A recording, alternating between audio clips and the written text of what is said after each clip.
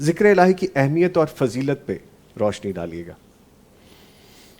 جی، اس میں کوئی شک نہیں کہ اللہ تعالیٰ نے قرآن مجید میں یہ فرمایا ہے، یا ایھا الذین آمنوا اذکروا اللہ ذکرا کثیرا، جی اور جو ذکر کرنے والے ہیں اللہ تعالیٰ نے ان کی تعریف بھی کی ہے، والذاکرین اللہ کثیرا والذاکرات۔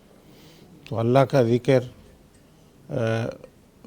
جو ہے یہ بڑا اس کی اہمیت ہے، بلکہ نبی صلی اللہ علیہ وسلم تو یہاں تک فرماتے ہیں کہ جس دل میں اللہ کا ذکر نہیں ہے وہ اس طرح ہے کہ جس طرح ایک بے آباد گھر ہے۔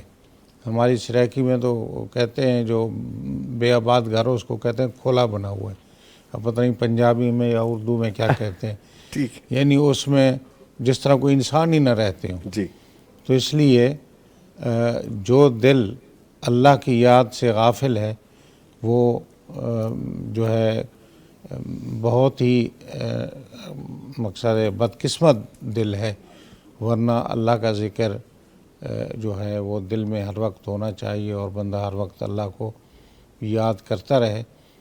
اور نبی صلی اللہ علیہ وسلم جو ہے وہ اللہ کو بہت یاد کرتے تھے، جی بلکہ آپ فرماتے ہیں ایھا الناس، اے لوگو استغفار کیا کرو، اور میں جو ہوں میں روزانہ 100 مرتبہ یا اس سے بھی زیادہ استغفار کرتا ہوں۔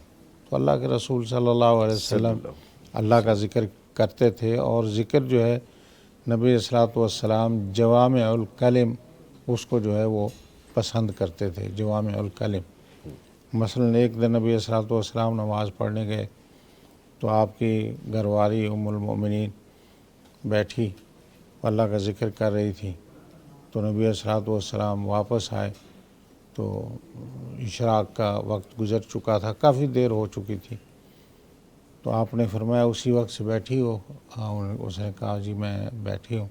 تو آپ نے فرمایا کیا میں آپ کو ایسے کلمات نہ سکھاؤں کہ جو آپ نے گھنٹہ 2 گھنٹہ ذکر کیا ہے، اگر وہ کلمات کہہ لیتی تو یہ 2 گھنٹے کے ذکر سے وہ زیادہ افضل وہ ہیں۔